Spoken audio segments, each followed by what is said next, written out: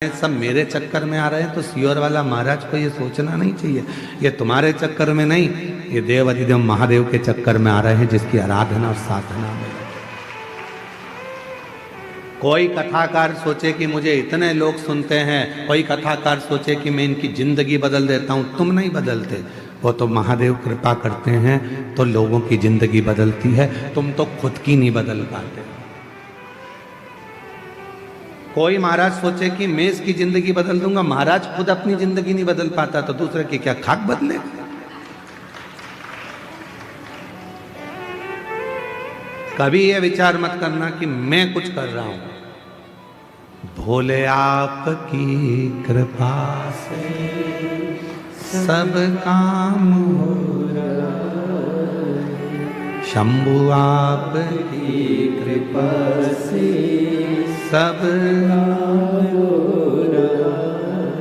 कल जितेंद्र जी के, जयसवाल जी के बड़े बेटे प्रियांशु जी बोल रहे थे कि गुरुजी पापा को बहुत चिंता थी इस कथा की, समय कम था, 5 दिन में तैयारी करना थी। जितेंद्र जी कितने दिन की तैयारी? 5-6 दिन की तैयारी थी, 5 दिन में तैयारी करना थी।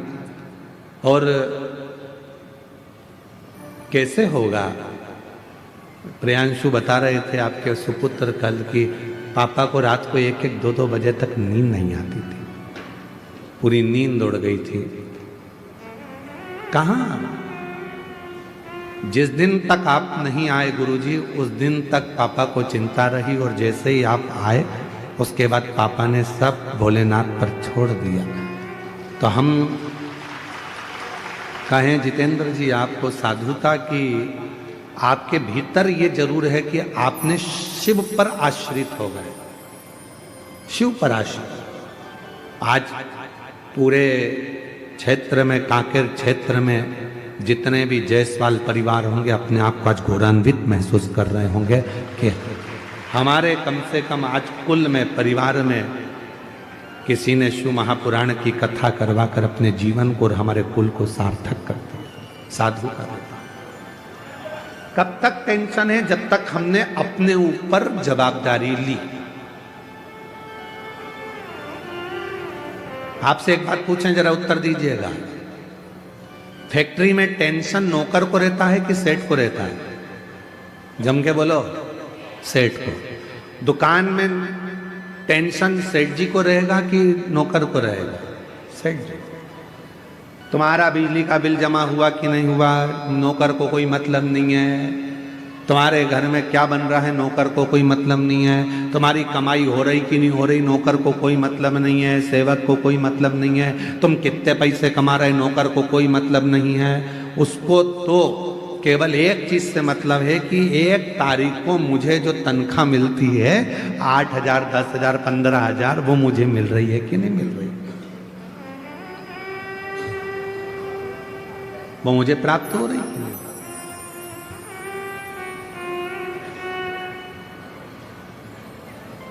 कितना कोहरा है जी, इतना भारी कोहरा, और उसमें ये शिव महापुराण की कथा, बड़ा आश्चर्य वाला विषय है। शिव भक्तों का भाव, नौकर को चिंता नहीं है, नौकर को टेंशन नहीं है। फैक्ट्री में क्या हो रहा है, फैक्ट्री चल रही है कि नहीं चल रही है, फैक्ट्री में घाटा लगा कि लाभ हुआ, किसी को मतलब नहीं है।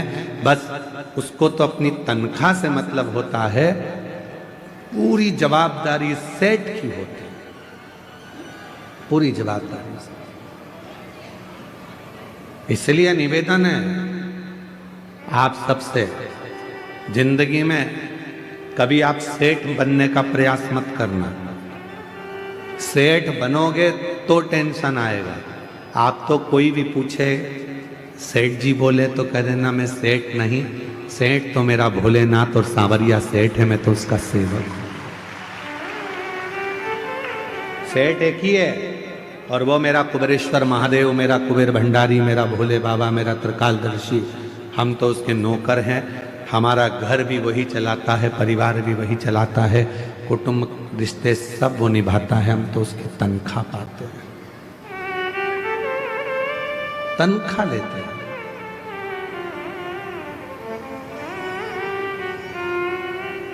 सबसे बढ़िया है सबसे करीब। स्वयं को आप सेठ मत समझो, आप तो भोलेनाथ जी को सेठ बना दो, हम उसके सेवक, हम उसके नौकर।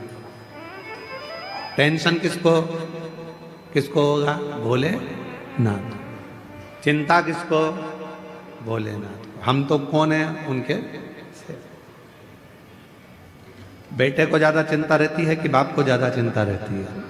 बाप को ज्यादा चिंता रहती है, क्या होगा इनका। बहुत सीधे हैं, सरल हैं, बीमारी का ठिकाना नहीं आज के जमाने में, कब किसको जाना पड़ जाए। मृत्यु का भरोसा नहीं है।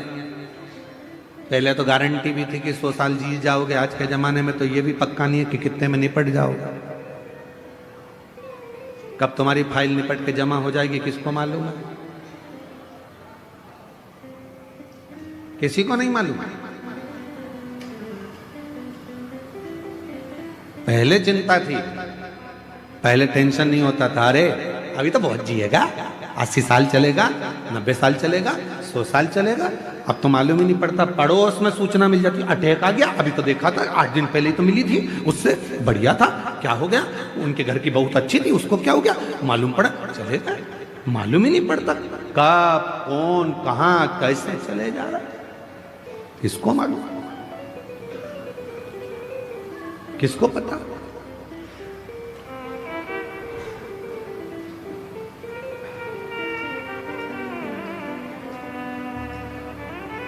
सुबह उठा करो ना, रोज सुबह सुबह, सबसे पहले उठते से ही, सबसे पहले उठते से ही जैसे तुम्हारे नेत्र खुले, सो के उठो, वैसे ही भले पलंग पर पड़ी पड़ी आंख खुलते से ही भगवान को धन्यवाद देना, आज फिर जिंदा उठा दिया, आज फिर जिंदा उठा दिया।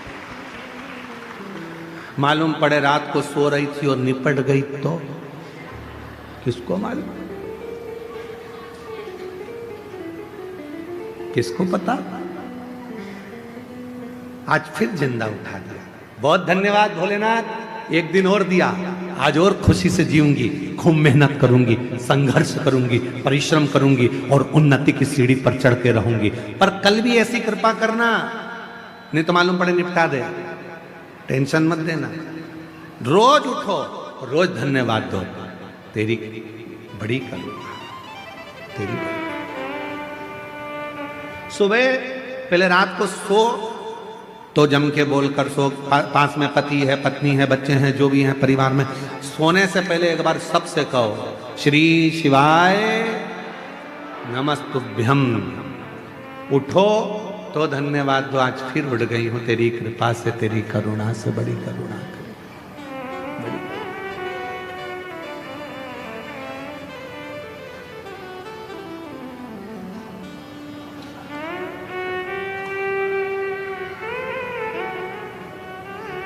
सब पड़ा रह जाएगा, अलमारी में कपड़े भी धरे की धरे रह जाएंगे।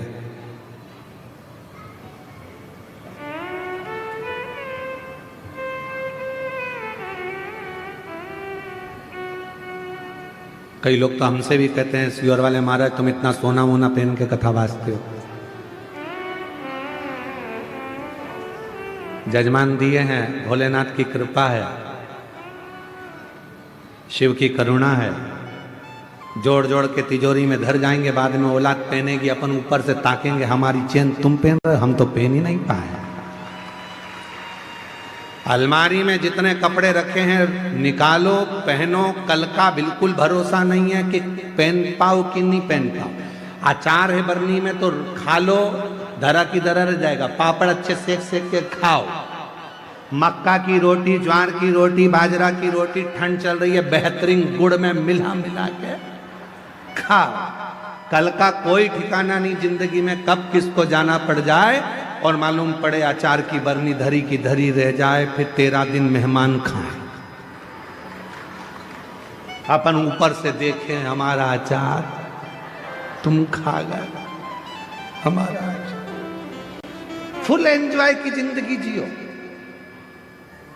जितना कमा रहे हो उस कमाई में से आप किसी को दो मत दो, दान करना है तुम करो, नहीं मन करे तो मत करो। तुम तो 1 रुपया मत दो तो किसी को, तुम खुद के ऊपर तो खर्च करो। खुद के ऊपर खर्च नहीं करते, अपने ऊपर थोड़ा बहुत तो खर्चा करो, परिवार चलाओ, कुटुंब चलाओ, मना नहीं है। पर अपनी अब खाऊंगा, मन कर रहा है मूंगफली खरीद लूं 10 रुपए की, खा लूं 10 रुपए की, मैं मक्का खरीद के खा जाऊं, मन कर रहा है। पर घर पे बच्चे भी बैठे होंगे, पत्नी इंतजार कर रही होगी, उसके लिए भी थोड़ी सी ले जाऊं। ले जाने के चक्कर में जेब में थे 10 रुपया, और मालूम पड़े उसकी या तो वो खा ले या तू खा ले।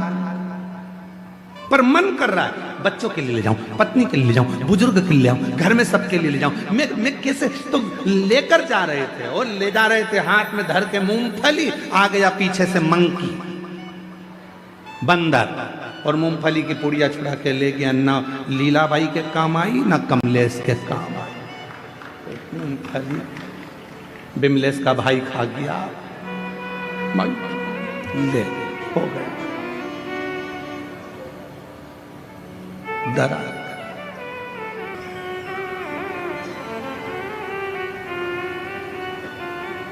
तेरी नौकरी सबसे सुंदर है बाबा, उससे बढ़कर कुछ नहीं,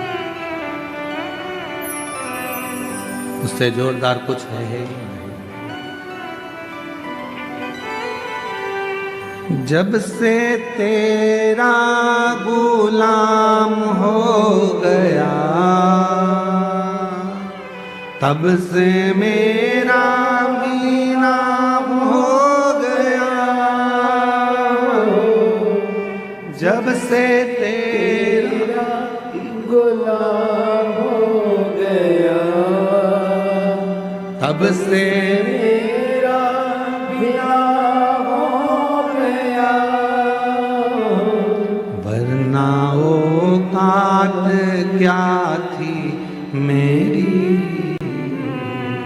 वरना औकात क्या थी मेरी। सबसे बढ़िया है सबसे करीब, भोले बाबा तेरी नौकरी। सबसे बढ़िया है सबसे, तेरे दरवाजे की चाकरी।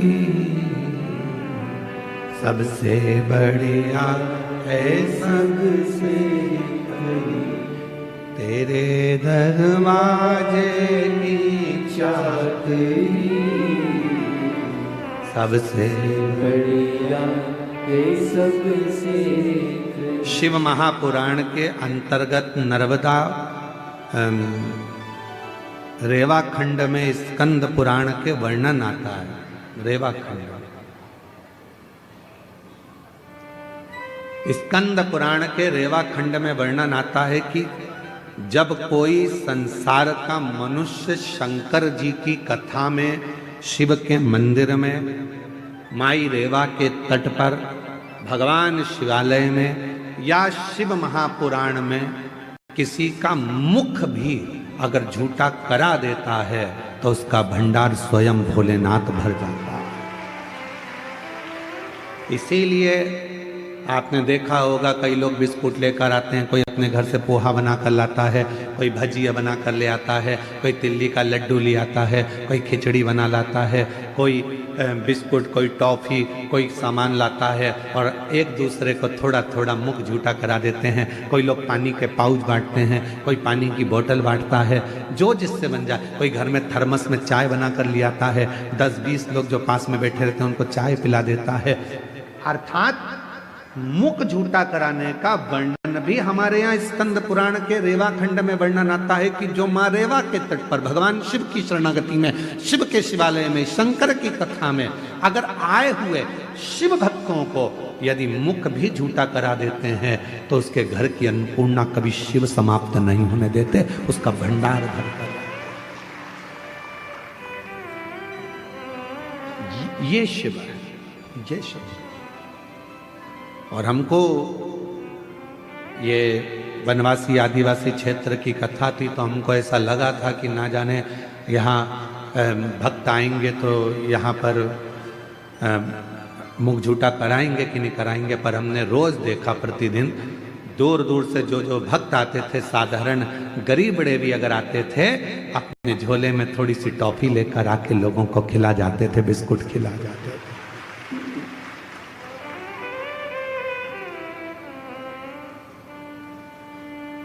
यदि परमात्मा आपको सामर्थ्यवान बनाए, जितेंद्र जी आपके लिए एक पत्र आया था, कल हम पढ़ नहीं पाए, उस पत्र में लिखा था कि हम सप्तूर कथा में गए, पर जो भोजन व्यवस्था यहाँ कच्चे गांव में मिली, ऐसी भोजन व्यवस्था कहीं नहीं मिली।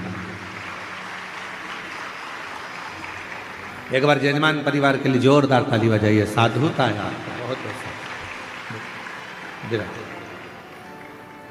बहुत साधुता है इसको। इतनी अच्छी व्यवस्थाएं जो दी गई, साधुता आपके हृदय को, आपके भाव को कि शिव के प्रति आपका इतना समर्पण। जब से तेरा गुलाम हो गया, तब से मेरा भी नाम हो गया। जब से तेरा गुलाम हो गया, तब से मेरा भी नाम हो गया। वरना औकात क्या थी मेरी, वरना औकात क्या थी मेरी। सबसे बढ़िया सबसे भोले बाबा तेरी नौकरी। कि बस बच्चों को लेने आती है, सही है कि गलत है? अरे बोलो तो जम के। तुम्हारे यहाँ है ऐसा, है ऐसा है कि नहीं है? कांकेर जिला में जो स्कूल में पढ़ाई करते हो, उस स्कूल की बस लेने आती है, टीचर को भी लेकर जाती है और स्टूडेंट को भी लेकर जाती है, बच्चों को। जिस कॉलेज में पढ़ाई कर रहे हो उस कॉलेज की बस लेने आती है। जिस फैक्ट्री में नौकरी कर रहे हो उस फैक्ट्री की बस लेने आती है। तुम बहुत बड़े ओहदे पर जज बन गए, अच्छी कुर्सी पर बैठ गए, तो सरकार की गाड़ी तुमको लेने आती है। तुम बड़े अधिकारी बन गए तो सरकार की गाड़ी तुम्हें लेने आएगी, छोड़ने जाएगी। बोलो सही है कि गलत है? बोलो तो सही है ना? ज्यादा तेज ठंड तो नहीं लग रही है? हाँ तो फिर बोलते जाओ, सही है? हाँ, स्कूल की बस स्कूल के बच्चों को लेने आ रही है, कॉलेज की बस कॉलेज के बच्चों को लेने के लिए आ रही है, प्राइवेट कंपनी की बस प्राइवेट कंपनी के लोगों को लेने आ रही है, और सरकार की बस सरकारी कर्मचारी को लेने के लिए आ रही है। अब वो तुम वहां नौकरी कर रहे हो इसलिए वो तुम्हें लेने आ रही है, वो तुम आप पढ़ाई कर रहे हो इसलिए तुम्हें लेने आ रही है। दूसरे स्कूल के बच्चे को थोड़ी ना बिठा के ले जाएगी, दूसरे कर्मचारी को थोड़ी ना बिठा के ले जाएगी। उसी तरह जिस कंपनी में काम कर रहे हो उस कंपनी की बस तुम्हें लेने के लिए आती है। अब आज से एक बात याद कर लेना, अपन सब शंकर जी की कंपनी में काम कर रहे हैं, इसलिए आखिरी में शंकर की कंपनी की बस लेने के लिए। कोई दूसरी बस अपने को लेने नहीं आएगी। नंदी पर भोलेनाथ होंगे और कहेंगे आओ बैठो साथ चलो, प्राण छूट चुके हैं, मैं तुम्हें नरक नहीं भुगताऊंगा। कंपनी की बस आई है, आराम से एसी कूलिंग कर कर लेकर जाऊंगा, आराम से चलना, मैं तुम्हें कैलाश लेकर जाऊंगा और वो कंपनी लेकर जाएगा। अंत समय प्रभु आना पड़ेगा, वचन दिया तो निभाना पड़ेगा। अंत समय प्रभु आना पड़ेगा, वचन दिया तो निभाना पड़ेगा। आए ना आए प्रभु कुटुंब कबीरा, अंत समय प्रभु आना पड़ेगा, वचन दिया तो निभाना पड़ेगा। अंत समय में तुझे आना है, वचन दिया था। शिव पुराण में बैठकर कहा था, सियोर वाले महाराज ने बोला था, हम नहीं मानते कि सियोर वाला महाराज कथा करता है, हम तो ये मानते हैं कि हमारा विश्वनाथ कथा करता है। तो हमने तो उनकी वाणी को शिव की वाणी मानी और वचन दिया था कि तुम घबराना नहीं, आखिरी में उसकी गाड़ी लेने के लिए आएगी। तो मुझे यमराज लेने नहीं आना चाहिए, मुझे यम के दूत नहीं आना चाहिए। अंत समय में आए तो तू आ।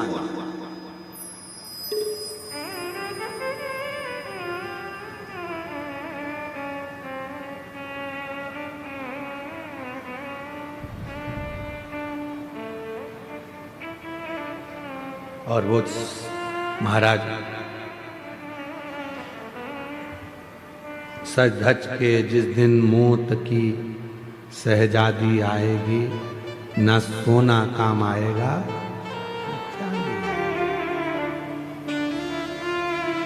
कोई पलंग पर पड़ा हो, अंतिम सांसें गिन रहा हो। आप लोग किसी को हॉस्पिटल में देखने गए हो कभी कि नहीं गए? बोलो बोलो, जम के बोलो। गए हो? हॉस्पिटल में जाके क्या बोलते हो? मामा जी। अब वो बेचारा ऑक्सीजन लगी मुंह में, वेंटिलेटर पे पड़ा, और तुम मामा जी, मामा जी समोसा ला दूं, मामा जी गुलाब जामुन, मामा जी 50,000 रुपए रख दूं तुम्हारे पलंग के पास। मामा जी ऑक्सीजन मुंह में लगी, मन में सोच रहा निकल जाए यहां से बाहर, मर रहा और 50,000 रुपए क्या ऊपर लेके जाऊंगा? जब अच्छा था तो समोसा नहीं खान दिया, मुंह में ऑक्सीजन लग रही है। क्या करूं उस धन का? मरने वाले व्यक्ति को ना समोसा चाहिए, ना गुलाब जामुन चाहिए, ना तुम्हारा धन चाहिए। मरने वाले व्यक्ति को तो केवल शिव का नाम चाहिए कि वो बचा लाए, काल के ग्रास से छुड़ा कर लिया है। अकाल मृत्यु वो मरे जो काम करे चंडाल का, और काल उसका क्या बिगाड़े जो भक्त हो महाकाल का।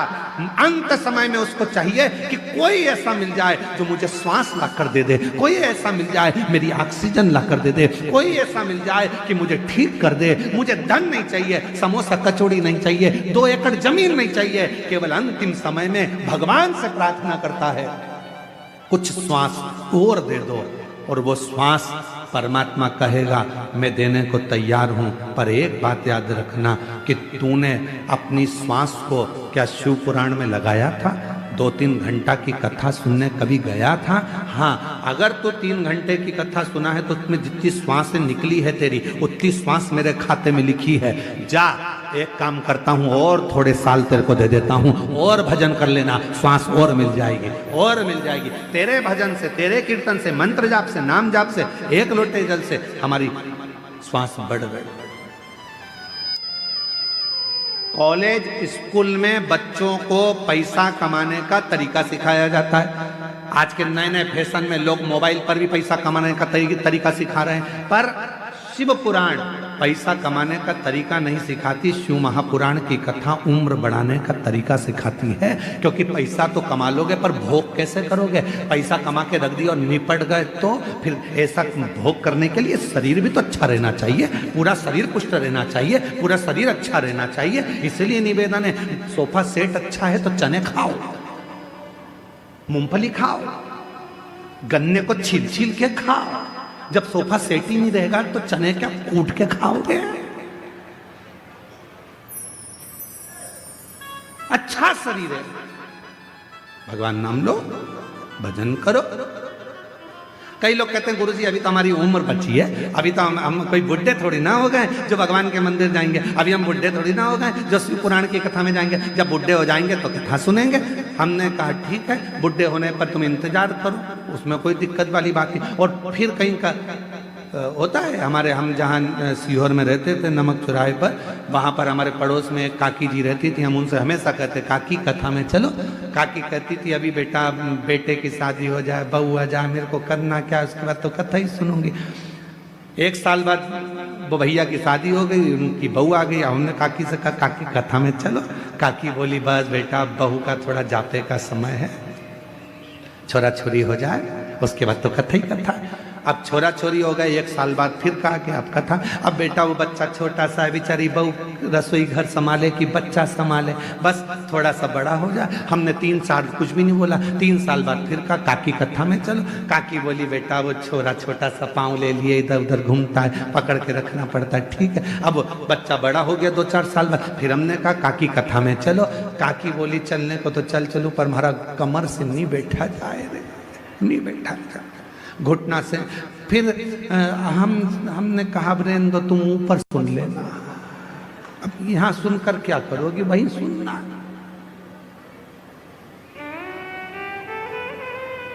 एक दिन हमारी सासू जी से हंसकर बोली जेठानी, राम नाम को सुमिरन कर ले 2 दिन की है जिंदगानी। एक दिन हमारी सासू जी से हंसकर बोली जेठानी, राम नाम को सुमिरन कर ले 2 दिन की, बस 2 दिन का जीवन है, उसको तुम कैसे जियोगे ये तुम्हारे ऊपर निर्भर करता है। तुम कितनी खुशी से, आनंद से, भक्ति से, भजन से, स्मरण से जी लो, यही जीवन है, यही आनंद है। शिव कथा क्या कहती है? शंकर भगवान बैकुंठ में रह रहे हैं क्या? बोले जम के नहीं। शंकर भगवान के पास में डल्लभ के गद्दे हैं क्या? बोलते जाओ नहीं। शिव जी के पास सोने के जेवर हैं? नहीं। उनके पास जो जेवर है तुम्हारे घर में आ जाए तो तुम भग जाओ, सांप बिच्छू।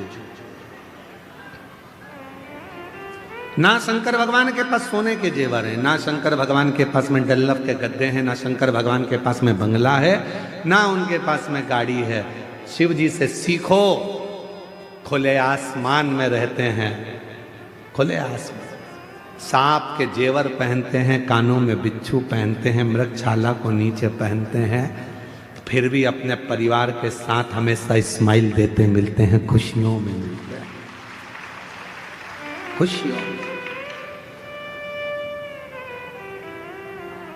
इसलिए भगवान शंकर का पूरा परिवार,